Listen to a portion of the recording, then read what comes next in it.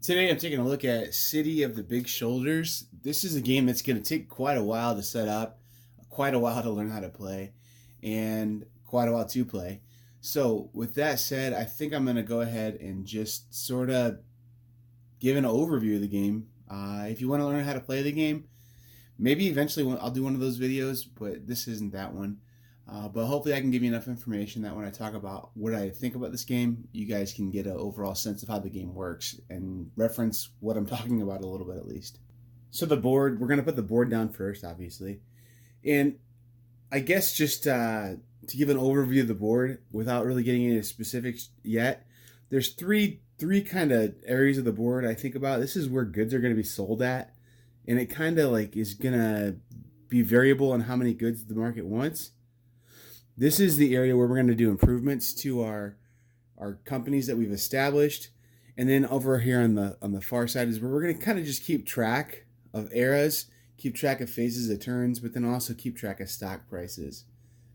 And I guess that's a super broad overview of the board. We'll get into more specifics as we keep going. So the first thing we do for board setup is we get these cardboard tiles here, which indicate the demand for goods. It's really easy to set this up because there's these pips on the back here. You go from the highest value, well, I guess the least pips to the most pips.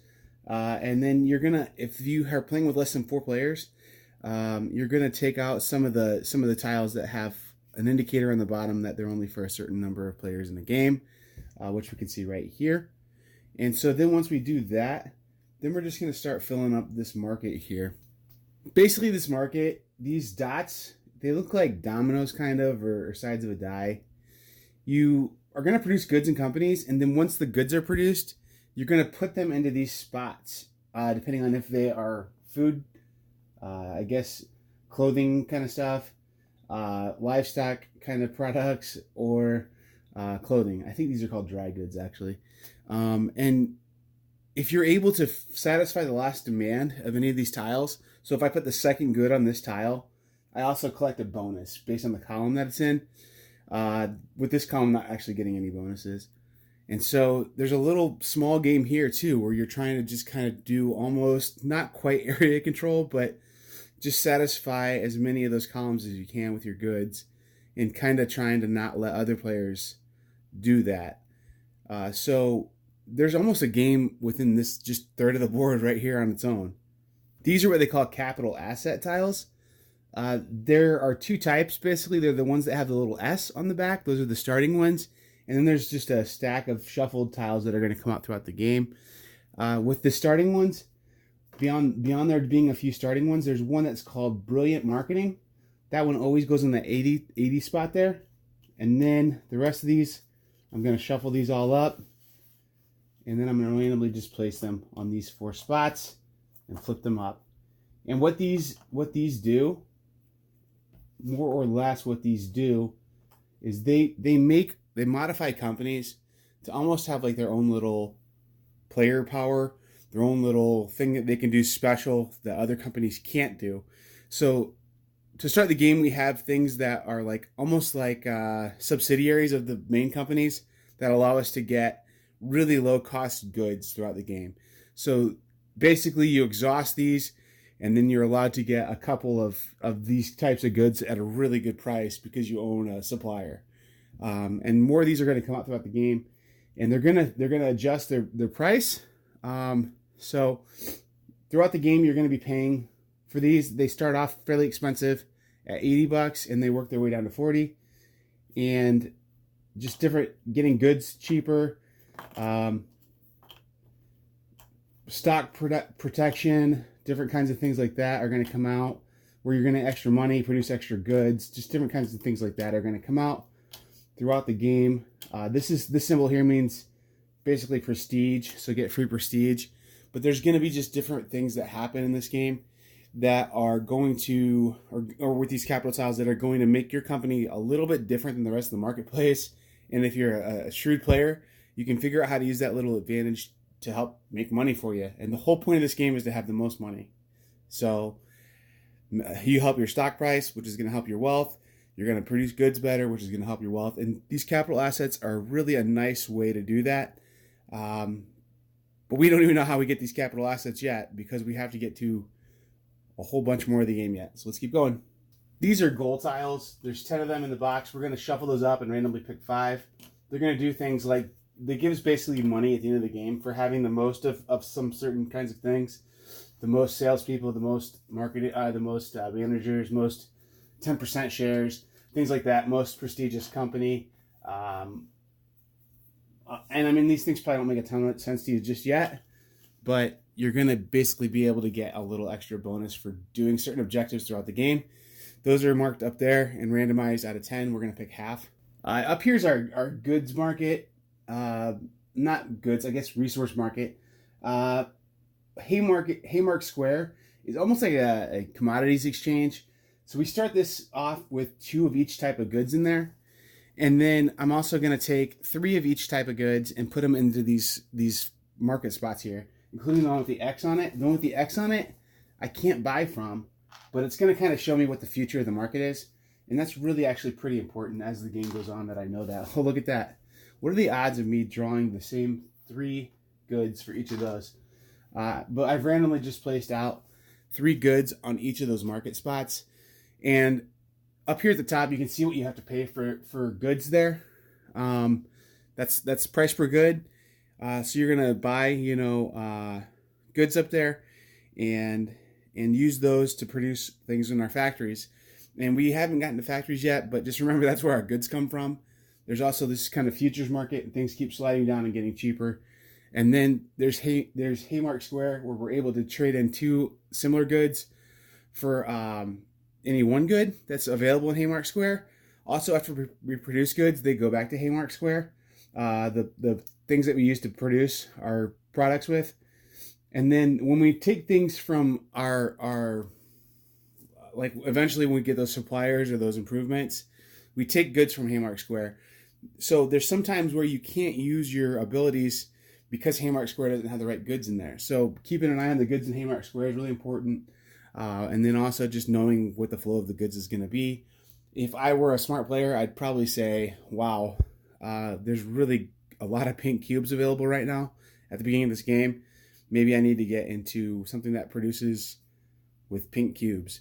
So just the way how we get the goods there is pretty logical, pretty sensible, marked out fairly well.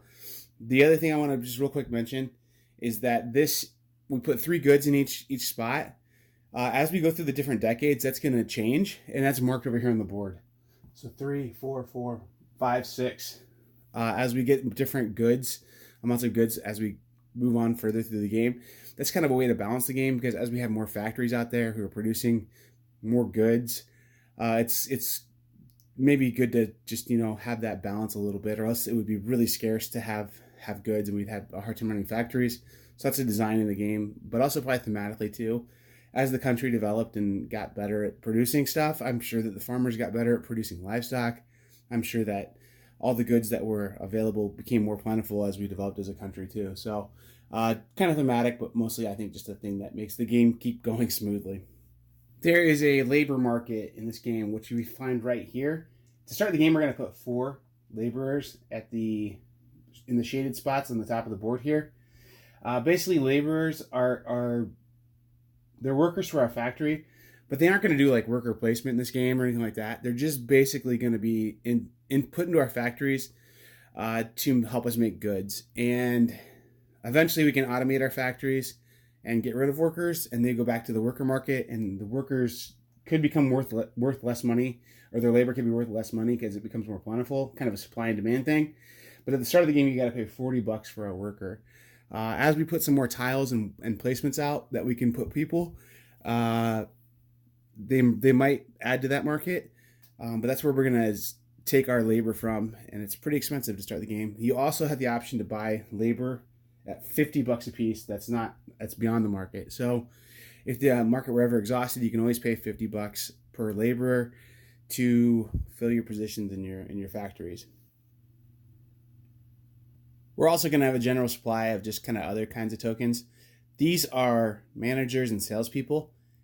These are just going to be a general supply because as the game goes on, we can basically train salespeople or managers, and they're going to make our companies run more efficiently or make our goods sell for more money.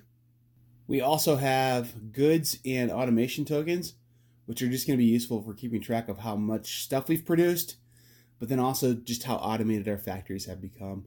And they're just going to be in a general supply. We can just make piles of those on the side of the table. The base game comes with paper money that I don't think is of very good quality. If you get the expansion, you get cardstock money, which is definitely better. And it features art of some really noteworthy Chicago people, with Carl Sandburg getting to be on the highest bill at 500. However, the spirit of the 18xx game is alive in this, and so I think you need to get your set of poker chips out and get ready to use those for money in this game. And I think it will streamline the playing process significantly. Probably even take some playtime off your game. So find a set of poker chips if you got them. Otherwise, get your supply of money ready. At the heart of the game, or a really big part of the game, are these building tiles over here. With those, we've done basically the same thing that we did with the market tiles. We've sorted them out by the number of pips on their back for the 3 eras of this game. Then we also have taken out the tiles that have an indicator that it is for less players than what we have right now, or for more players than we have playing the game. So there's a weeding out process there. If there's tiles that say 4 players, we would take those out if we have less than 4 players. Everyone's going to start off the game with 3 of the Era 1 buildings tiles, and basically throughout the game you're going to have a choice of tiles. What's going to happen there is you're going to pick one of those tiles to use to place down on the board. We're going to keep one of those tiles for the next era, and then we're going to discard one. And so the next round we're going to get 2 more tiles, and then we'll do the same thing. So if you had one tile that you really liked, you could possibly use it the next round. I will say this though, it seems like the tiles just continue to get better and better throughout the game. So those early tiles are going to be obsoleted out fairly quickly if you plan on saving those for very long. We're also going to get a handful of these partners. We'll place one partner there. We'll place one partner on this kind of turn order track here, and then another partner over on the appeal track, which we haven't talked about it yet at all, and we'll get to that here in a minute. So I've got my little player board here, my partners that I begin the game with, and then $175 in my player area here, and we're almost ready to get rolling with this game. So now we're to the part of the game that really is just awesome and makes the game what it is, and that's when we establish companies. I have 2 companies out here for us to take a look at, just so we can see some of the differences in an overview. And then I think I'm going to take a look at Libby here in more detail. We can see that there are these columns. They're basically the 2 factories that are available to us and the amount of goods they produce and what the cost for those goods would be. And then over here in this column, this is the big thing I wanted to show that was a difference for you. There's no spot on this one to do like long-term capital asset kind of gains on this factory. So there's no way to improve the overall efficiency or buy a supplier for that company. Whereas you could put a tile here and give that company kind of almost a player power and make it able to do something repeatedly throughout the game. So there's variability in just how the different companies work. Also, if we look at these 2 companies, they produce different kinds of goods, and they start off with a different amount of this star symbol means prestige. So the Fairbank company is going to start off with a better popular opinion in the public for their company, whereas Libby McNeil and Libby is going to start off the game being considered a lesser brand, and so they're not as premium. They're not as desired to work with. Their goods aren't as in demand, and so a part of this game is also going to be trying to establish the reputation of your companies to make them better. Let's get right into it, though. Let's look at Libby McNeil and Libby here. So we're going to just take a quick look at Libby McNeil and Libby here. at all the parts of the factory. So on the left-hand column here, the most left-hand column, it shows the base price for the goods that we sell. So every good that I sell from Libby McNeil and Libby is going to sell for $20. But if I can get salespeople, I can put them on these places down below, and that makes my goods more valuable. The salesperson is going to go out there and generate more demand, and the supply is going to stay about the same, so they're going to increase the price basically for me. And then these are my two factories. So the factory on the right hand side is going to be the more advanced factory, and I'm going to use that one later after I get the first one established and running. Because the first factory, for one thing too, is just going to be a little more efficient usually. At the top there, it looks like a salesperson, but it's actually a manager. And if I had any complaints in this game about the iconography, it would be that the manager and the salesperson, different places on the board, are hard to know which one's which. So I wish that there was a way how they could have maybe a little bit established differences between those two. Just the shading is really similar at times on the board, and that's kind of tough, but it's not horrible. But if I place a manager at Libby McNeil and Libby on the left-hand factory here, I'm gonna get an extra good of some kind, or not a produced good, but like a good that's gonna help me do more production from like the Haymarket Square, and then I'm also gonna get one prestige if I can get a manager in there. In order for me to produce goods, I have to have all my workforce filled. So with Libby McNeil and Libby, I have to have 2 workers. So these 2 workers here have to be in place. And then I also need a blue and a pink cube in order to have the products I need to make my, I guess, I don't know, canned meat or whatever we're making here. And then when I do that base production, I'm going to get 3 goods out of that. So the other piece too is I put automation markers on this company.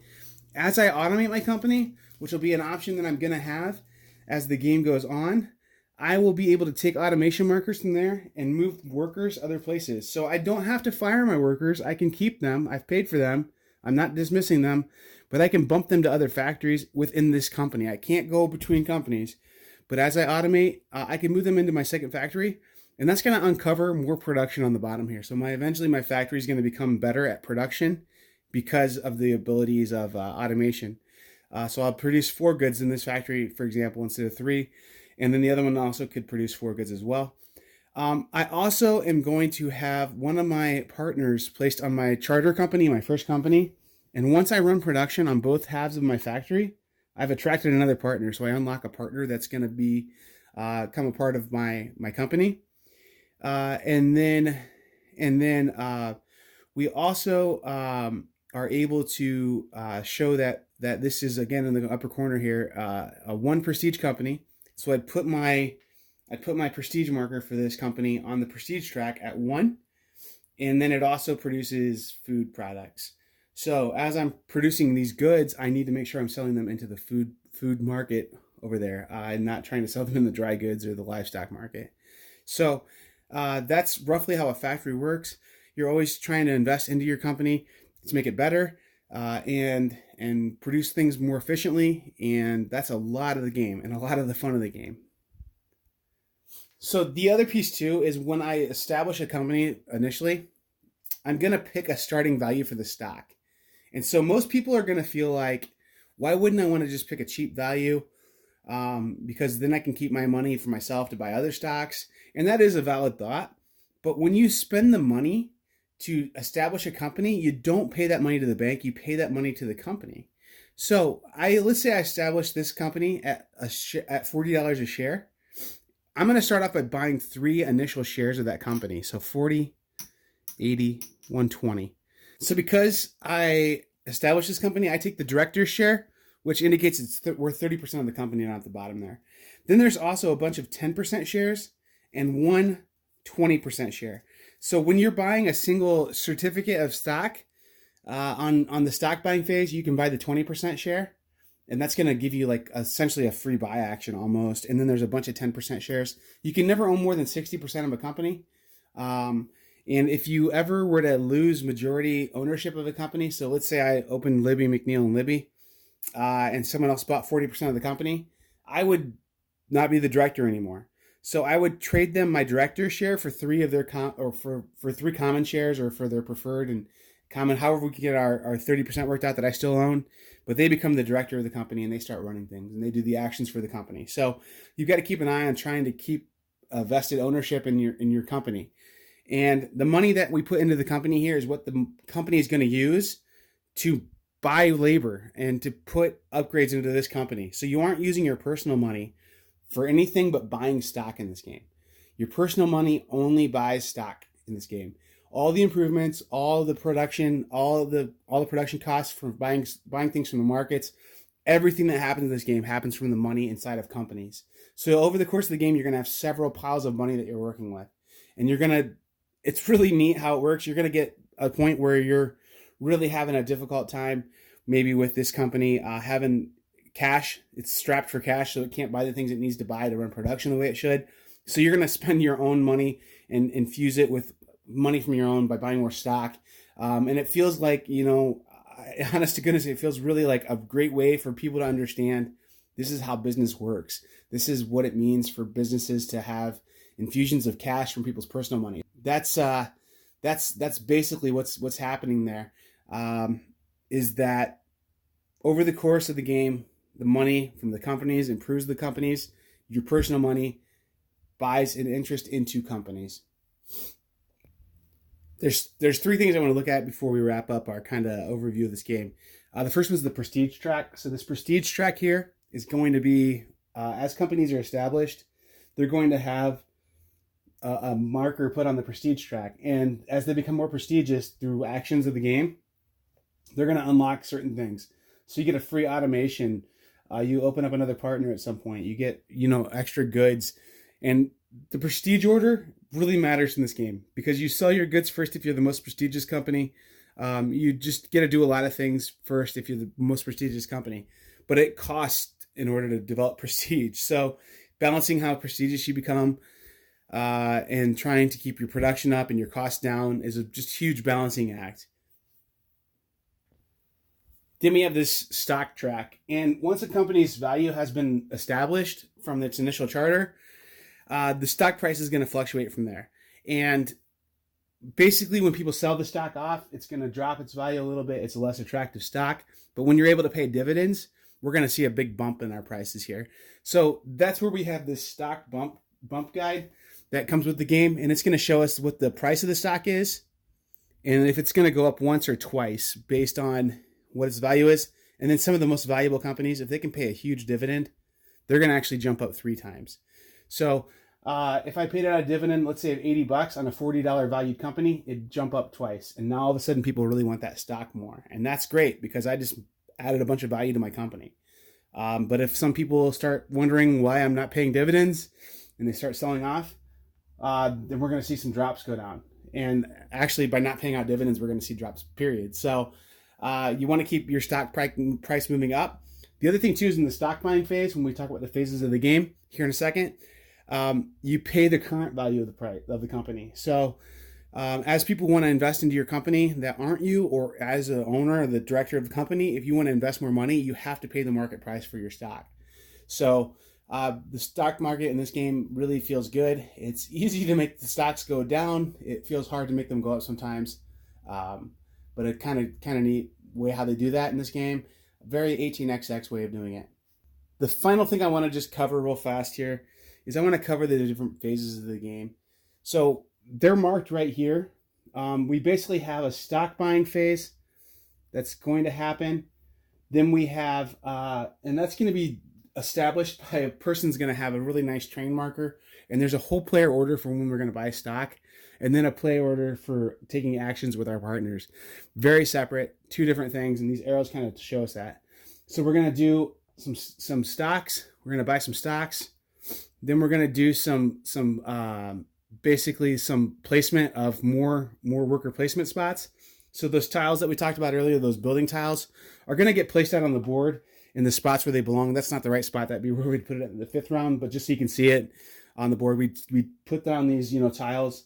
And there's more places for us to do worker placement and improve our companies. So we're going to add more tiles to the game. Then we're going to place our partners different places on that worker placement area of the board in order to make our companies better. And then we're going to go ahead and do our production and sell our goods and keep doing that until we finish 5 rounds. I'll tell you this, it was a little bit foolish of me the first time I played this game. We got through the first round in like 20 minutes. It was super quick. And I thought, man, how's this game going to take 3+ hours? Well, the game gets longer and longer because you get more and more partners throughout the game. More and more companies get established. So even though you get to know better what you're doing as the game goes on, the later rounds in the game just take longer because there's more places to go, more choices, more companies working, more partners doing stuff. So this certainly isn't a how to play the game or even a very good overview probably, but hopefully you'll understand some of the concepts I talk about when I give my review now. So that is it's a like guided tour of the components and maybe some of the gameplay aspects. I mean, even watching that video back, I didn't get into the worker placement aspects of this game much at all. That's a big part of the game. Just there's so many good things in this game, and I wasn't able to cover them all in my video. So I'm sure there's much longer videos out there that are going to go into more detail about this, but I knew that when I was coming up on a half an hour of explanation that I needed to, go ahead and move to my final thoughts. So I'm going to give you some final thoughts right now, okay? So what do I think of this game? I think this game, it's not my creative thinking to think of this. Maybe the time streamlining is, but it's Arkwright and 18xx. And then I feel like they streamlined it. I feel like they've made this game lighter than those games, but still as rich, if that makes sense. And it says 2.5 hours in the box. I would be shocked if you got this game done in 2.5 hours. But it does play in, I think, under 3 or around 3 with people who know what they're doing. And I'm thinking the first time you explain it, you're going to get it done in 4. So it's to play a game like this, that kind of experience, that kind of economic game in 4 hours. If you would have told people who were playing the 18xx games back in the 90s that they could have that experience in half the time, they would have freaked out, that they could play it twice as often. Because the thing that happens with these 18xx games to me is they're event games.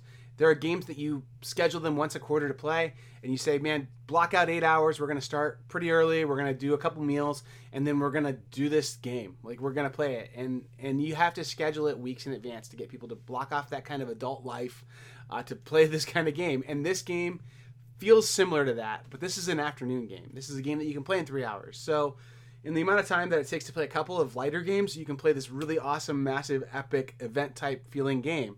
And I love that. So, I don't know how to explain that even any better than that. And there's more to it. It's just this game gives you that next layer of gameplay, that epic, like, event gameplay that I'm really trying to explain. You know what I'm talking about, guys? That stuff you get at a con that you want to play at home, but you can't because there's just not a group there to play with.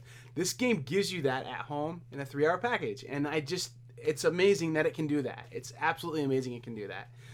This game, to me, too, is the gateway to heavy. So this is a game that your 18xx friends will play and enjoy it and feel like that was a nice appetizer for what I really want to do, but it's still very good. And I think even then it satisfies. I mean, like, it's a good, robust game that feels great. I think this is a gateway to the heavy stuff. So the people who have played that next layer of games, we talk about gateway games being stuff like Airlines Europe or Ticket to Ride, because they get people going from Target games and Milton Bradley into, like, our world, our hobbyist gaming world. Well, this, I feel like, is that next layer. This is going to get people to look at those games on the shelf that are black letters on a white box and look like they're print and play. You know what I'm talking about? Those 18xx games. It's going to get people to look at those games that weigh enough that you need a rolling backpack to carry them around to game days. I mean, like, we're talking Arkwright and we're talking Colonists and stuff like that. That's just a heavy, long game. And I think this is going to get people to understand why those heavy, long games feel so good.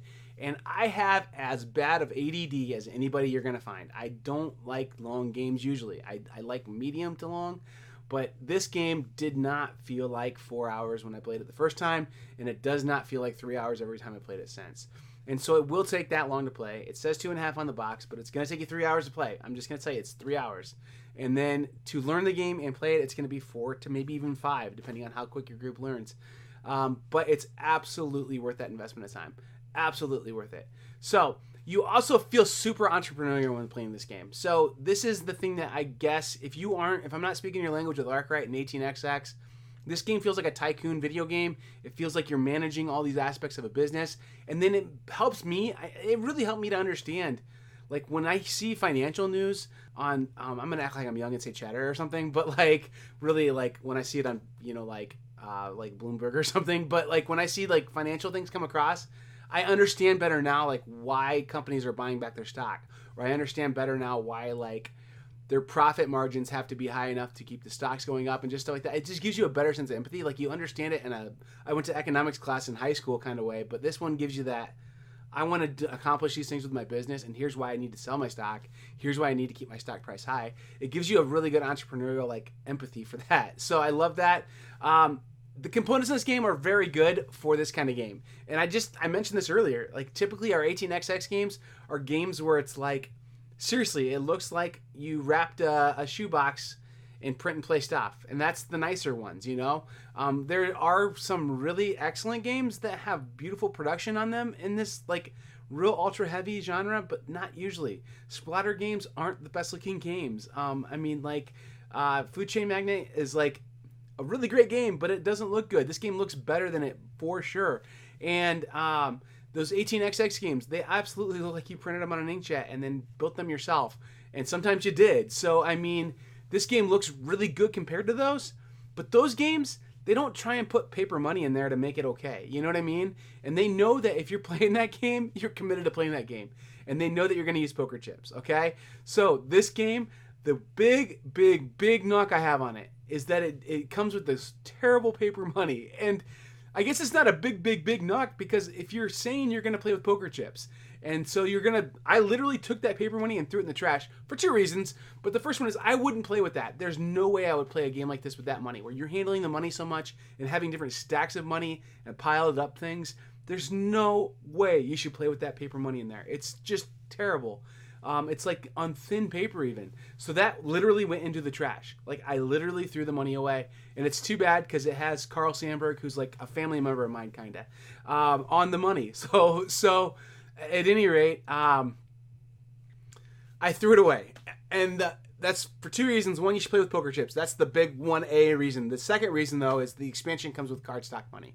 So if you're really like worried about the money being bad, and you should, because it's bad. I mean, the base game money is bad. Get that expansion in there too, because that's going to help the gameplay. You get some more companies in there that are really great, but then you get cardstock money, which I think would be playable. I just don't think it's going to be as good as your poker chips. I mean, like seriously, every year at Christmas, oh, that's awesome. Look at that. Oh, the green screen is super cool with this. Hey, ADD struck again, but it's okay. I think we're all having fun with that, aren't we? Anyway, when Christmas time comes around, this is a poker set that I got at like a big box store. When Christmas time comes around, or Father's Day or whatever, they sell those suckers 75% off. Buy yourself a set of poker chips, even if they're plastic. They're not the good clay stuff.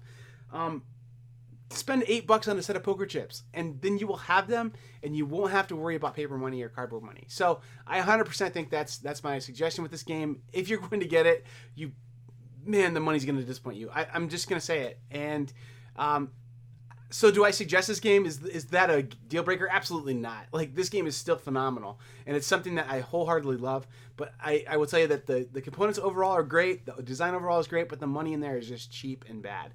And I think it's 100% because they expected people to play with poker chips. So the accessibility of this game, I'm going to get into these ratings now. The accessibility of this game, it's a heavy game, and this is an event game. This is a game that's going to have to require some planning. You're going to need people who've played games. This isn't something you're going to have like your daughter's softball team over and play with like the other dads in the group, This isn't something that you're gonna take to like a church picnic and get people to say, hey, let's go play this. You need to find your gamer friends who are into heavier games, understand economic stuff, have played maybe some stock market games even, and they're gonna be able to play this game. And even then you're gonna have some teaching time, so they're gonna have to be patient the first time they play it. The theme of this game, I don't foresee this being an unattractive theme to most people. I think being entrepreneurial and running a business is attractive. There's so many tycoon games out there in the video game world. It's a pretty common theme in the like board gaming world even. And this one I think does it in kind of a neat way. We're looking at turn of the 19th century to the 20th century kind of era. Like Chicago, I mean, there's some really neat companies in there. It's kind of fun to play with that theme.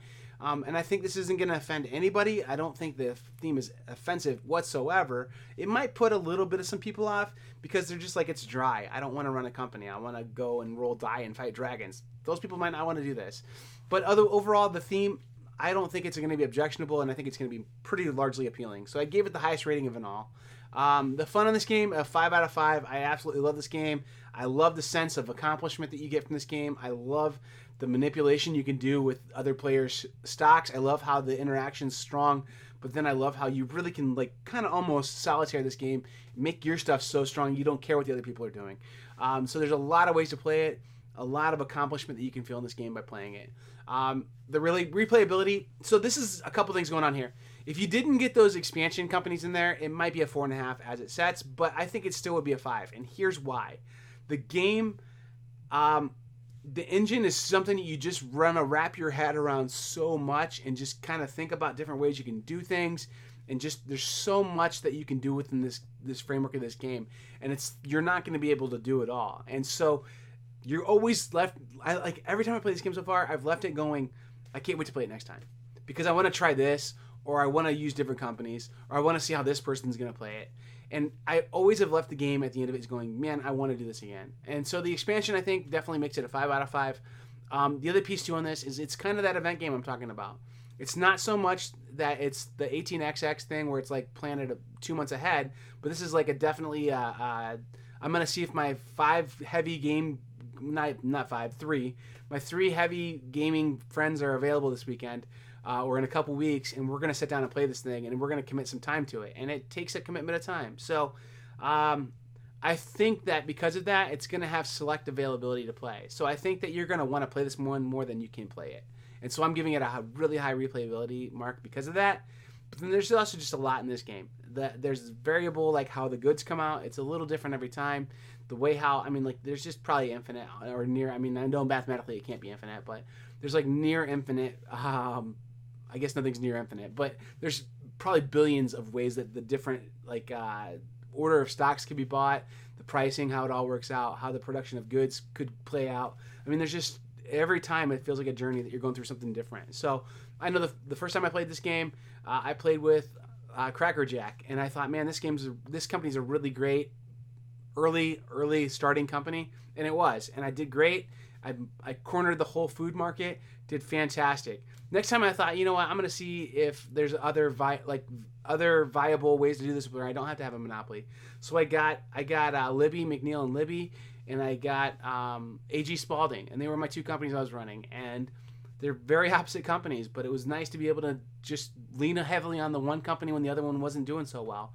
And so like all this stuff that just happens in this game, and I mean, I'm rambling because I just love this game so much. It's just really, really hard to just tell about this game without having played it. And I think that if you're interested enough in this game, that you've watched this video, which I'm guessing is like at the 40-minute mark now or something, you are pretty strongly considering this game. And I think that it's just something you should jump and do. I almost would go to the point of giving a guarantee that you will like it because it plays better than it presents. It is just a really fun game. Really great game, and it does what I've wanted from a game for so long. I've wanted that epic, layered, long, saga-type game for so long, and this one finally is giving it to me in a package where it hits the table at my house. So, design and the art, I give it a 4 out of 5. The stuff looks good. The player boards are cheap. They're really thin, but they sit on the table. Who cares? The money, though, is so bad. You have to play with poker chips. So that's why I'm giving it a 4 out of 5 on that. I think that's fair. Sorry, Parallel Games. I'm giving you a 4 out of 5 in one of the categories. You didn't get a perfect score on this one, and I mean, like, I don't know. It's a perfect decision. I don't think you should have put poker chips in there and charged us an extra $40. We already own poker chips, you know. So I think you did the right thing, but like it's bad money. It looks fine. It just isn't fun to play with. So even with that, I'm giving it a perfect rating because I think I respect your decision to do that so much. And your game is so good, Parallel Games, that I absolutely adore this game. It is a 5 out of 5, and it is in very serious contention for being the best game of 2019, in my opinion, and probably beyond. Going to be in that top 10. If I had to guess, it's going to be a top 10 of my favorite games of all time. We'll see when the ratings totally play out this fall when we start doing that on the podcast, but it will 100% be in the top 100. There's no way it wouldn't be. I would almost give a 100% guarantee it's in the top 20, and I would say it's going to be in the top 10. It's just a very good game, and this is one of those games where it's like the real estate that it occupies isn't presented very well in the overall like scope of board games. A lighter game that is this intensely ultra heavy game, and I know that's weird to say, but the game that is super heavy. You go from infancy to maturity in this epic saga that plays in 2.5 to 3 hours. I would love to get it played in 2.5 hours, and they say it can on the box. Man, for it to be able to do that and just play through all this development and all this evolution of a game, there's nothing else in that real estate in my collection. There's nothing else I know of that does that. So because of that, I would say this game would be on the I'm going to keep it forever list, and it would be one of the like I'm going to run back in the house and try and get that game off the shelf if there's a house fire kind of games. Like I just absolutely love it, and I think that really if you're watching this video and you're a heavy gamer, I think it's an insta-buy. I think it's something that you should own. I think it's amazing, or at least you should have it around your game collection, like parallel to it, like your friend has it, because this is something you're going to want to play if you like heavy stuff and if you like economic games. So that said, are you interested where this ends up at in the top 100 games of all time for me? Are you interested in where this ends up at the best games of 2019? You can find out by subscribing. That's going to be on this channel. You can also find out by going to our podcast and listening, because we're going to have episodes about that. So the other games that are going to be strongly your attention, I'm going to tell you right off the bat, are Black Angel. I haven't had a chance to play that one enough yet to do a review, but it's strong. And Abomination, that one's really good too. I don't think you're hearing a lot about that. Maybe I think that's one of the board game mechanics champion games. I know people don't like it because it's got that like Euro mechanic, but then it's a lot relying on die. I think it's fun. So anyway, videos on those coming up, and you'll find them if you subscribe. So I've been Joe with the Board Game Mechanics. I love this game, and I think I've been ranting like a lunatic because of it. And thank you for watching.